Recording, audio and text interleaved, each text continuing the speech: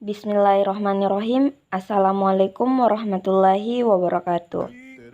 Thanks for the chance that given to us. We will presentation about introduction of mathematics education. Our topic is menjelaskan hakikat pendidikan sebagai perbuatan fundamental dan menjelaskan proses pendidikan sebagai pemanusiaan manusia muda melalui homonisasi dan humanisasi. So, I'm Pahriani Dwi Putri would like to explain about the natural of education as a fundamental action atau menjelaskan hakikat pendidikan sebagai perbuatan fundamental. Jadi teman-teman, saat kita mengkaji tentang hakikat pendidikan akan memberikan landasan yang kuat terhadap praktik pendidikan dalam upaya memanusiakan manusia. Hakikat pendidikan menjadi arah pendidikan menjadi kokoh dan kuat untuk memuliakan manusia. Manusia mendapatkan pengetahuan melalui sumber-sumber yang tersedia untuk memperolehnya. Sumber pengetahuan tersebut dapat dibedakan menjadi or the type of knowledge search are. Yang pertama itu rationalism atau rasionalisme. Rasionalisme di sini merupakan suatu paham filsafat yang menyatakan bahwa kebenaran haruslah didapatkan melalui logika, pembuktian, dan analisis yang berdasarkan fakta, di mana rasionalisme ini bersumber dari ide a priori, solipsistik, subjektif, dan deduktif. Yang kedua itu adalah empirisme, yang merupakan suatu paham filsafat yang menyatakan bahwa semua pengetahuan berasal dari pengalaman manusia, di mana empirisme ini bersumber dari fakta objektif, generalisasi, dan induktif. Yang ketiga itu adalah intuisi atau intuition, yang bersumber pada gejala tiba-tiba, personal, dan tak bisa diramalkan. Next is revelation atau wahyu, di mana wahyu ini merupakan petunjuk Tuhan dan mutlak. And the last is metode ilmiah. Metode ilmiah merupakan pengetahuan yang bersumber dari sifat ilmu ilmiah yang berjalan dari ragu ke percaya. Baik, terima kasih atas kesempatan yang telah diberikan kepada saya. Nah, perkenalkan nama saya Yulisda. Di sini saya akan menjelaskan tentang konsep dasar pendidikan atau the fundamental concept of education. Nah, untuk memahami pendidikan ada dua istilah yang dapat diarahkan pada pemahaman hakikat pendidikan, yaitu kata there are two terms to understanding about the nature of education. Nah, yang pertama pedagogi, yang bermakna means education atau pendidikan. Dan yang kedua yaitu pedagogik, yang bermakna means education science atau ilmu pendidikan. Oleh karena itu, pedagogik atau ilmu mendidik adalah ilmu atau teori yang sistematis tentang pendidikan yang sebenarnya. Sementara itu, pemahaman akan hakikat pendidikan dapat menyebabkan kita memahami peran, mendudukkan atau memposisikan, serta menilai pendidikan secara proporsional. Oke, selanjutnya, menurut Mudia Harjo, pengertian pendidikan dibagi dalam 3 jangkauan, yaitu definition of education based on Mudia Harjo. Yang pertama yaitu pengertian pendidikan maha luas atau definition of broad education. Nah, definisi maha luas yaitu pendidikan adalah hidup di mana pendidikan merupakan segala pemahaman belajar yang berlangsung dalam segala lingkungan dan sepanjang hidup. Pendidikan adalah segala situasi yang mempengaruhi pertumbuhan individu. Dan yang kedua yaitu pengertian pendidikan sempit atau definition of narrow education. Definisi sempit yaitu pendidikan adalah sekolah di mana pendidikan merupakan pengajaran yang diselenggarakan di sekolah sebagai lembaga pendidikan formal. Pendidikan adalah segala pengaruh yang diupayakan sekolah terhadap anak dan remaja yang diserahkan kepadanya agar mempunyai kemampuan yang sempurna dan kesadaran penuh terhadap hubungan-hubungan dan tugas-tugas sosial mereka. Dan yang ketiga yaitu pengertian pendidikan luas terbatas atau definition of limited broad education.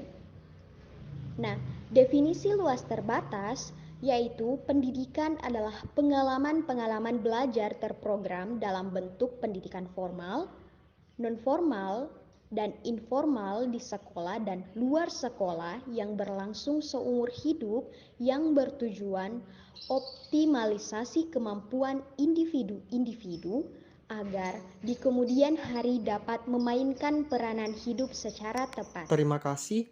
Saya Arif Pongsimpin akan melanjutkan materi yang telah dipaparkan sebelumnya. Nah, perlu kalian ketahui ada 7 unsur-unsur dalam pendidikan. Yang pertama, tujuan pendidikan. Tujuan pendidikan dalam sistem pendidikan nasional yang termuat dalam UU Sisdiknas yaitu untuk berkembangnya potensi peserta didik agar menjadi manusia yang beriman dan bertakwa kepada Tuhan Yang Maha Esa, berakhlak mulia, sehat, berilmu cakap, kreatif, mandiri, dan menjadi warga negara yang bertanggung jawab dan demokratis. Yang kedua, kurikulum pendidikan. Kurikulum adalah seperangkat rencana dan pengaturan mengenai tujuan, isi, dan bahan pelajaran, serta cara yang digunakan sebagai pedoman penyelenggaraan kegiatan pembelajaran untuk mencapai tujuan pendidikan tertentu. Di dalam kurikulum juga terdapat penuaan interaksi pendidik dan peserta didik. Yang ketiga, peserta didik. Peserta didik adalah anggota masyarakat yang berusaha mengembangkan potensi diri melalui proses pembelajaran yang tersedia pada jalur, jenjang, dan jenis pendidikan tertentu. Yang keempat, interaksi edukatif. Interaksi edukatif adalah proses interaksi peserta didik dengan pendidik dan sumber belajar pada suatu lingkungan belajar. Yang kelima, isi pendidikan. Isi pendidikan merupakan materi-materi dalam proses pembelajaran yang bertujuan agar peserta didik secara aktif mengembangkan potensi dirinya. Yang keenam, lingkungan pendidikan. Lingkungan pendidikan adalah tempat manusia berinteraksi timbal balik sehingga kemampuannya dapat terus dikembangkan ke arah yang lebih baik lagi. Yang ketujuh, pendidik.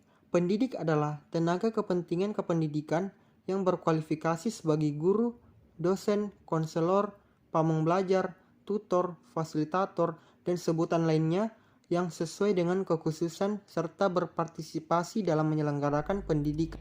Baik, terima kasih teman-teman. Saya Nurul Hairani selaku pembicara keempat akan melanjutkan pokok bahasan dari pembicara sebelumnya, di mana saya akan menjelaskan terkait the process of education as the humanizing of young people through homonization and humanization, atau menjelaskan terkait proses pendidikan sebagai pemanusiaan manusia muda melalui homonisasi dan humanisasi. Nah, konsep ini dibahas atau merupakan gagasan dari Driarkara ya teman-teman. Nah, sebelum kita masuk pada gagasannya sendiri, ada kata motivasi nih dari beliau, di mana beliau mengatakan bahwa pintar tanpa kesusilaan hanya akan menjadi minteri. Nah, apa sih minteri itu? Minteri adalah memiliki arti menyalahgunakan kepandaiannya teman-teman, sehingga maknanya di sini kita harus sepandai-pandai mungkin dalam menggunakan kepintaran kita. Jangan sampai salah dalam menggunakan kepintaran kita, dan juga jangan sampai kita tidak melibatkan yang namanya kesusilaan. Jadi maksudnya tidak boleh sombong ya teman-teman. Kemudian itu hanya sekedar intermezzo terkait pencetus konsep ini, di mana selanjutnya kita akan membahas terkait the perception of Driarkara atau pendapat pandangan dari Driarkara.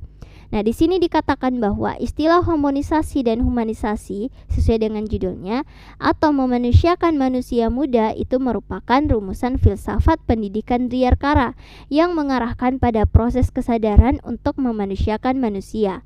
Nah, manusia muda yang dimaksud oleh Driarkara adalah manusia yang belum memiliki integrasi, dalam artian manusia yang belum mencapai taraf keutuhannya.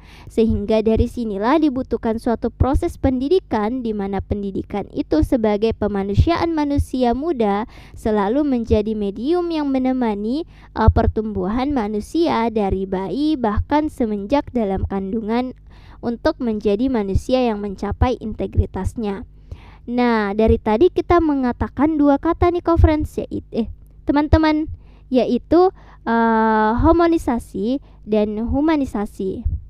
Nah, apa sih homonisasi dan humanisasi itu? Selanjutnya kita akan bahas di slide berikutnya, di mana homonisasi itu adalah proses pemanusiaan pada umumnya. Nah, maksudnya itu manusia berbeda dengan makhluk lainnya seperti binatang ataupun tumbuhan, tentu tidak sama dengan manusia ya kan teman-teman. Nah, manusia itu tidak akan sampai pada fase kemanusiaannya tanpa pendidikan. Lain halnya dengan binatang. Binatang tidak perlu pendidikan karena pada hakikatnya tidak memiliki akal budi. Selanjutnya untuk kata yang kedua tentang humanization atau humanisasi, itu merupakan proses lanjutan setelah homonisasi. Nah, dalam proses ini manusia mampu mencapai perkembangan lebih lanjut, realisasi diri dalam laju budaya dan ilmu pengetahuan. Nah, tadi kita sudah paham terkait apa humanisasi, apa homonisasi. Namun perlu kita tahu juga apa sih perbedaan dari homonisasi dan humanisasi itu, di mana perbedaannya yaitu homonisasi dia berbicara terkait manusia secara umum sesuai dengan kodratnya ya teman-teman. Nah, sementara humanisasi itu dia berbicara tentang perkembangan dari manusia itu menuju tingkat yang niscaya atau tingkat yang lebih tinggi lagi dari sekedar kodratnya seperti itu melalui proses yang dinamis dan berbeda-beda setiap manusia. Kemudian di mana tidak ada perbincangan atau pembahasan terkait homonisasi tanpa humanisasi ya teman-teman, namun tidak sebaliknya.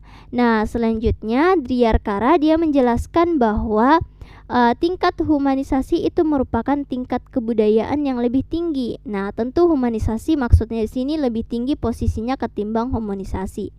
Nah, manusia mampu mengangkat alam menjadi alam manusiawi, tanah menjadi ladang, tumbuh-tumbuhan menjadi tanaman, barang materi menjadi alat, rumah dan lain sebagainya. Nah, dari proses yang dikatakan tadi itu merupakan atau menunjukkan bahwa manusia telah mencapai pada taraf humanisasinya atau pendewasaannya.